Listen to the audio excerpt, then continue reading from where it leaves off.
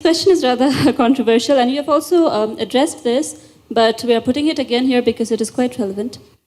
As is known that the majority of population in the state of Meghalaya is that of beef eaters. With the government banning consumption of beef in mainland India, people have an idea that the government is trying to control the very food habits of the citizens of a democratic nation.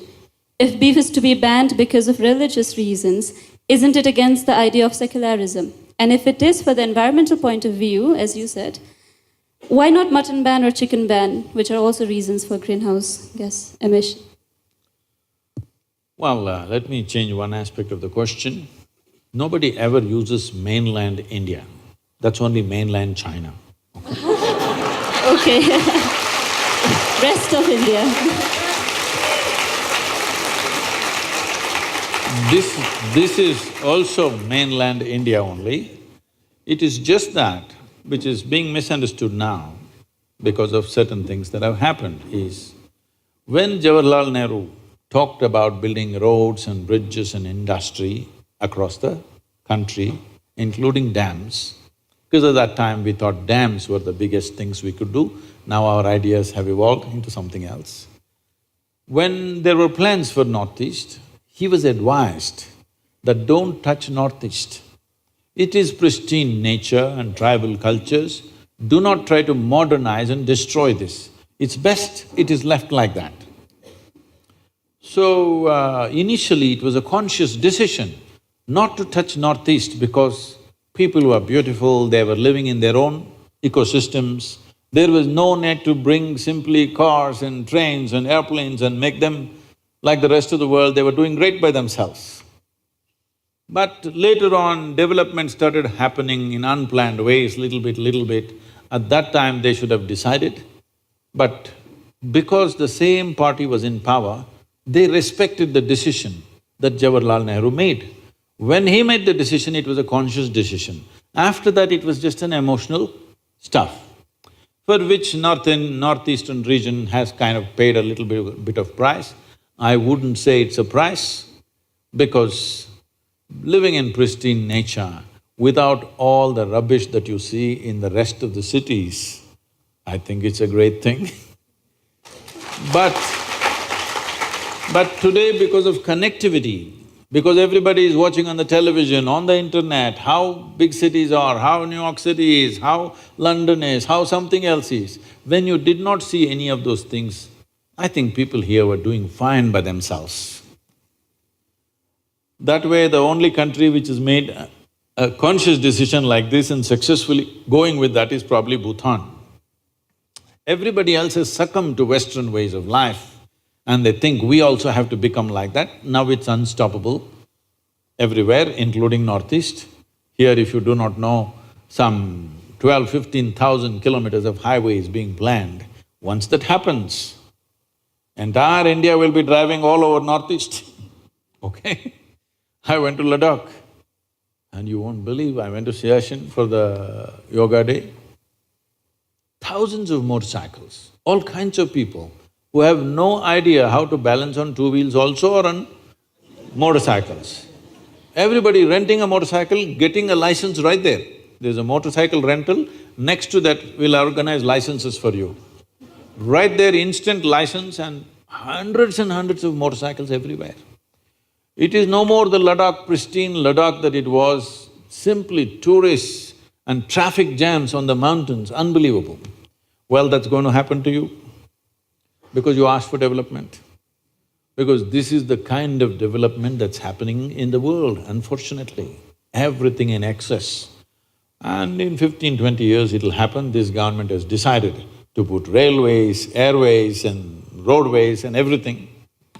So, we can think it's development, it is also a certain loss to the country because tribal cultures will be totally lost, pristine forests will be lost, everywhere there will be picnickers, okay? Not wildlife enthusiasts or something, picnic people will be all over the place. So, having said that, now the reason why it is banned in many major states in the thing and at the same time they've not touched this here is, in those states there is a huge emotion about that. Democracy, you talked about secularism. Democracy is always about considering the concerns of the people. When there is such a big emotion, it's better you take that into thing. And everybody thinks this law came in the last 4 years. No, this law has been there since 1950. So this has been the way we have been running the country. We make a law and we don't have the courage to implement it. Now some hothead on the street, he decides to enforce the law. When mob tries to enforce the law, it will happen in cruel ways. It will happen in ridiculous and in archaic ways of doing things. So this is something we must decide. If we make a law, do we have the courage to implement the law? Do we have the means to implement the law? Otherwise, better there is no such law. So now, in the major states, if you do not implement it, there will be backlashes, there will be violence. So implement it, there is some kind of grouse happening, a small group of people. It's better to manage them rather than create a on-the-street battleground, okay? You don't want that right now because we are poised for economic development. Everything is being done to see social unrest doesn't happen. So here traditionally, see even in India, this is a very gender-biased law. You can only not slaughter a female cow. You can slaughter a bull, you can slaughter a buffalo. Look at this, gender discrimination. You can slaughter me but not you. Only cow protection because in this culture, this is a pastoral culture, where we have an understanding.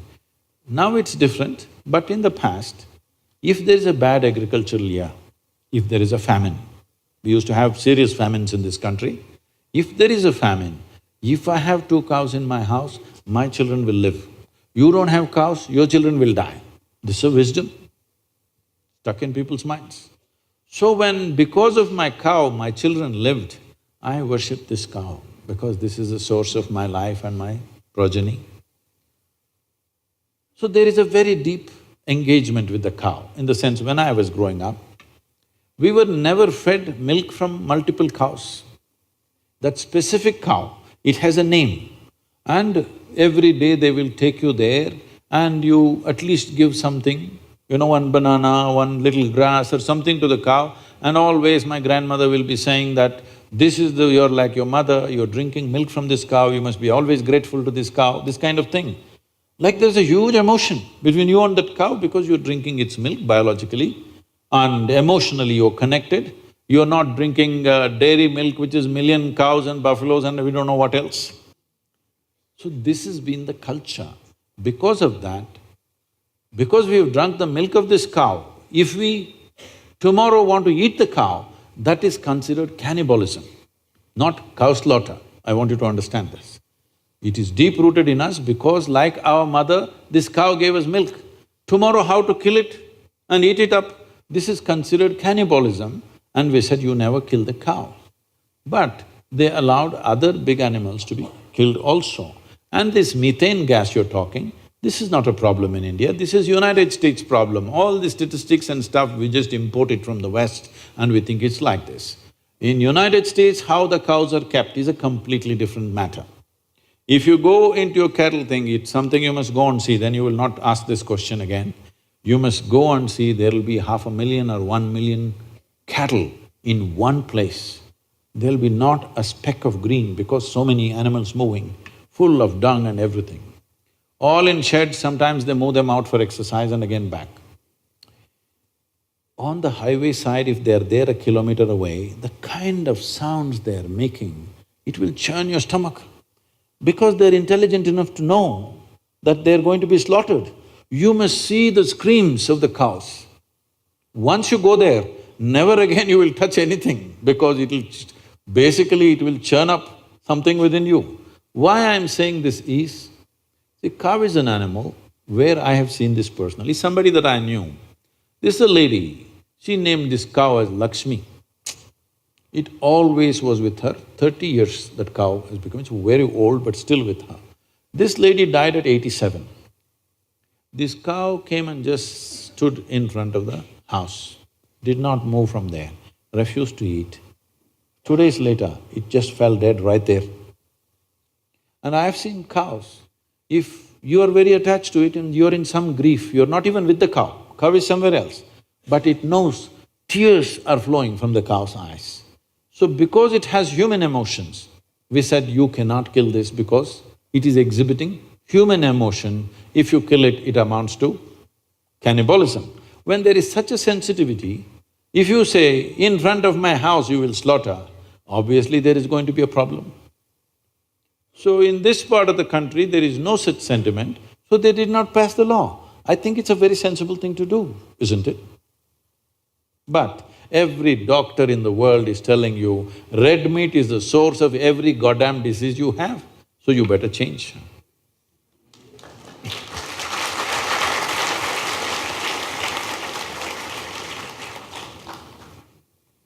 It is not a religion, it's a certain sense of humanity.